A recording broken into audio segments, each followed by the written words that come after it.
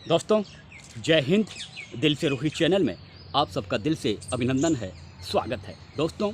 अगले 48 से 72 घंटे पाकिस्तान के लिए काल बनने जा रहे हैं, क्योंकि पिछले 2 दिनों में जिस तरह से पाकिस्तान ने भारत के साथ अघोषित युद्ध शुरू किया है और भारत के करीबन 2 दर्जन से ज़्यादा शहरों पर हवाई हमले किए हैं। हालांकि इन हवाई हमलों का भारत की सेना ने, भारत के पास में जो उपकरण हैं, अत्याधुनिक उपकरण है, जैसे सुदर्शन के माध्यम से पाकिस्तान के इन मिसाइल हमलों को हवा में ही उड़ा दिया है भारत की सेना ने। तो ये तो जाहिर सी बात है कि पूरा विश्व पाकिस्तान के इस अघोषित युद्ध को देख रहा है कि पाकिस्तान खुद आगे बढ़कर भारत के शहरों पर जिस तरह से हवाई हमले कर रहा है। तो अब भारत दुनिया को ये बता सकता है और दुनिया देख भी चुकी है कि जब भारत अगले 24 से 72 घंटों के बीच में कार्रवाई करेगा तो भारत की इस कार्रवाई पर कोई देश उंगली नहीं उठाएगा, क्योंकि आगे बढ़कर खुद पाकिस्तान ने भारत की सेना को युद्ध के लिए आमंत्रित किया है। दोस्तों, भारत की जो सेना है वो एक तरफ पूरे व्यवस्थित तरीके से इस पूरे युद्ध की तैयारियों में जुटी हुई है, तो दूसरी तरफ पाकिस्तान की सेना आतंकवादियों का जो दिमाग होता है, आतंकवादियों की जो खुरापात होती है, उसी के माध्यम से वो युद्ध लड़ने की ओर तेज़ी से आगे बढ़ रही है। और शायद यही वजह है कि जिस तरह से पिछले 2 दिनों में भारत के कई शहरों पर उन्होंने मिसाइलें दागी, लेकिन एक भी मिसाइल सटीक नहीं बैठी और उन मिसाइलों को भारत की सेना ने हवा में ही उड़ा दिया। तो जाहिर सी बात है कि भारत के सेना के आगे पाकिस्तान का सैन्य कौशल कुछ भी नहीं है। और अब जब भारत, अब ये जाहिर सी बात है कि अघोषित युद्ध है, अघोषित युद्ध की शुरुआत पाकिस्तान ने की है, लेकिन अब इस अघोषित युद्ध को भारत युद्ध की ओर ले जाएगा। और जाहिर सी बात है, अब कुछ घंटों के बाद में, या फिर हम यूँ कहें कि अगले 24 से 72 घंटों के बाद में जब भारत की जवाबी कार्रवाई होगी पाकिस्तान के शहरों पर, तो उसका जवाब पाकिस्तान के पास में नहीं होगा, क्योंकि भारत की सेनाओं ने जिस तरह से लाहौर में एयर सिस्टम को पूरी तरह से डैमेज किया है, तबाह किया है, तो भारत की सेना पहले पाकिस्तान की सेना के जो उपकरण है और जो जिस तरह से उनकी जो तैयारियां हैं,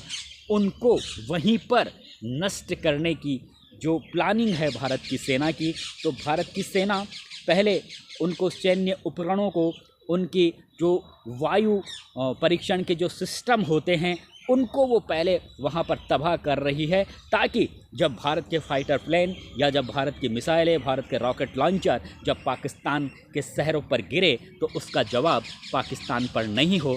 जैसा कि पाकिस्तान ने भारत पर जिस तरह से मिसाइलें दागी, तो भारत पूरी तैयारी के साथ, पहले से ही भारत का सिस्टम इतना मजबूत था कि पूरी तैयारी की हुई थी, तो एक भी मिसाइल भारत के शहरों को नुकसान नहीं पहुंचा पाई और उनकी मिसाइलों को हवा में ही उड़ा दिया गया। लेकिन पाकिस्तान ऐसा नहीं कर पाएगा, क्योंकि भारत पहले उसी दिशा में अपनी कार्रवाई को अंजाम दे रहा है कि पहले वहाँ पर पाकिस्तान की, चाहे वो वायुसेना हो, जल सेना हो, थल सेना हो, उनकी वहाँ पर कमर तोड़ी जाए। और जब उनकी कमर टूट जाएगी तो फिर जो भारत के जो जांबाज सैनिक हैं, वो जब फाइटर प्लेन लेकर उड़ेंगे, पाकिस्तान की सीमा में घुसेंगे और फिर वहाँ पर जो कार्रवाई करेंगे, तो उसका जवाब पाकिस्तान की सेना के पास में नहीं होगा। और मैं ये भी कह देता हूँ कि इस बार, अब से पहले बहुत से समझौते हो गए, पाकिस्तान के साथ 3-4 युद्ध हो चुके हैं, समझौते हुए हैं, लेकिन इस बार समझौता नहीं होगा। चाहे पाकिस्तान के जो शासक हैं, चाहे भारत के चरण छुए, कुछ भी करे, अगर समझौता होगा भी तो भारत अपनी शर्तों के आधार पर समझौता करेगा, पहले की तरह समझौता नहीं होगा। क्योंकि भारत की सरकार ये जानती है कि पाकिस्तान जो भी समझौता करता है उस पर अमल नहीं करता, इसलिए इस बार जो भी समझौता होगा वो भारत की अपनी शर्तें होगी, ना कि पाकिस्तान की। कह सकते हैं कि अब पाकिस्तान एक तरफ भारत ने जिस तरह से पाकिस्तान ने भारत के साथ जिस तरह से युद्ध छेड़ा है, बलूचिस्तान के लोग जो अब वहाँ पर आंतरिक संघर्ष चल रहा है सेना के खिलाफ पिछले कई सालों से, जिस तरह से बलूचिस्तानी जो संगठन है वो आज़ादी के लिए जंग लड़ रहे हैं, तो भारत की सेना की कार्रवाई की वो प्रशंसा कर रहे हैं। और आपने देखा भी होगा कि बलूचिस्तान की आज़ादी के लिए जिस तरह से वहाँ पर संघर्ष लड़ा जा रहा है पाकिस्तान की सेना के खिलाफ, उसमें पाकिस्तान की कई चौकियों पर वहाँ पर जो संगठन है उन्होंने कब्जा भी कर लिया है। तो जाहिर सी बात है अब भारत के साथ में जो युद्ध हुआ है वो इस युद्ध का परिणाम ये भी होगा कि बलूचिस्तान पाकिस्तान से अलग हो जाएगा और शायद ये भारत की एक रणनीति का हिस्सा भी हो सकता है। तो कह सकते हैं कि अब ये जो युद्ध का जो समापन होगा वो कहीं ना कहीं पाकिस्तान के लिए बहुत बड़ी मुसीबत बन जाएगा। और ऐसा भी लगता है कि पाकिस्तान के कई टुकड़े हो सकते हैं, क्योंकि आगे बढ़कर उन्होंने जिस तरह से भारत से पंगा लिया है तो ये पंगा पाकिस्तान के लिए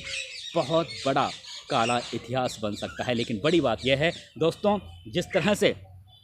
भारत के तमाम राजनीतिक दल इस समय एक जाजम पर नज़र आए हैं और जिस तरह से लोकसभा के नेता यानी प्रधानमंत्री नरेंद्र मोदी और विपक्ष के नेता राहुल गांधी के बीच में जिस तरह से एक मंच पर हमें नज़र आए, जिस तरह से एक खूबसूरत तस्वीरें दोनों नेताओं के सामने आ रही है, युद्ध को लेकर जिस तरह से मीटिंग हुई है राहुल गांधी और मोदी के बीच में, तो अब इस तरह से जो एक नई यारी राहुल गांधी और प्रधानमंत्री के बीच में हुई है, ये जो नई यारी है, ये जो नया जो दोस्ताना है राहुल गांधी और नरेंद्र मोदी का, ये कहीं ना कहीं पाकिस्तान पर भारी पड़ सकता है। हालांकि हमने देखा है कि कल जब मीटिंग हुई राजनाथ सिंह की अध्यक्षता में सर्वदलीय बैठक हुई तो उसमें तमाम जो विपक्ष के नेता थे उन्होंने भारत सरकार सेना की कार्रवाई की प्रशंसा की और भारत सरकार को भरोसा दिलाया कि वो इस समय भारत सरकार के साथ है, भारत सरकार जो भी कदम उठाएगी उसके साथ हैं। राहुल गांधी ने भी यही कहा मीडिया से कि वो अभी फालतू के जो क्वेश्चन है और जो बाकी के मुद्दे हैं उन पर चर्चा नहीं करेंगे, वो अभी इसी मुद्दे पर चर्चा करेंगे कि भारत की सेना के साथ पूरा विपक्ष एकजुट है, भारत सरकार के साथ पूरा विपक्ष एकजुट है, भारत सरकार जो भी निर्णय लेगी पूरा विपक्ष भारत सरकार के साथ में है। तो ये जो खूबसूरत तस्वीर देखने को मिली, उसके बाद में जिस तरह से राजनाथ सिंह ने भी कहा कि भारत की जो राजनीति है, भारत में जो राजनीति की जाती है वो सरकार बनाने के लिए नहीं बल्कि देश सेवा के लिए की जाती है। और यही दिखाया है राहुल गांधी ने भी, विपक्ष के तमाम नेताओं ने ये दिखाया है। असदुद्दीन ओवैसी जो अक्सर भारत सरकार की निंदा किया करते थे, पिछले कुछ दिनों से जब से पहलगाम का हमला हुआ है वे लगातार पाकिस्तान पर अटैक कर रहे हैं। वे खुद को राष्ट्रभक्त असदुद्दीन ओवैसी बताते हैं, वो खुद को भारत का सच्चा मुसलमान बताते हैं और वो पाकिस्तान को औकात दिखा रहे हैं। तो अचानक ओवैसी भारत के हिंदुओं के भी वो एक तरीके से हीरो बन चुके हैं। कहने का मतलब इस समय पूरा विपक्ष भारत सरकार के साथ में है, पूरा विपक्ष भारत की सेना की कार्रवाई की प्रशंसा कर रहा है। तो ये जो एक अलग सा जज्बा देखने को मिला है, हालांकि ये जज्बा पहले भी था, जब भी भारत पर कोई विपदा की घड़ी आती है उस समय पूरा देश एकजुट हो जाता है और इस समय भी ऐसा ही नज़र आ रहा है। पूरा देश एकजुट है, पूरा विपक्ष एकजुट है। राहुल गांधी का जो, हालांकि राहुल गांधी और प्रधानमंत्री नरेंद्र मोदी के बीच में या कांग्रेस पार्टी के नेताओं के बीच में अक्सर चुनावों के समय जो तीखे आरोप प्रत्यारोप हम सुनते रहते हैं और आगे भी हम सुनेंगे, लेकिन इस समय जिस तरह से उन्होंने पूरी तरह से भारत सरकार का समर्थन किया है, भारत की सेना की कार्रवाई की प्रशंसा की है, जाहिर तौर पर कह सकते हैं कि पूरा विपक्ष, पूरा भारत सेना के साथ में है, भारत सरकार के साथ में है। और ये जो एकता भारत में, जो एकता का जो परिचय दिया है वो पाकिस्तान के लिए कुछ घंटों के बाद में तबाही का बहुत बड़ा कारण बन सकता है। नमस्कार दोस्तों।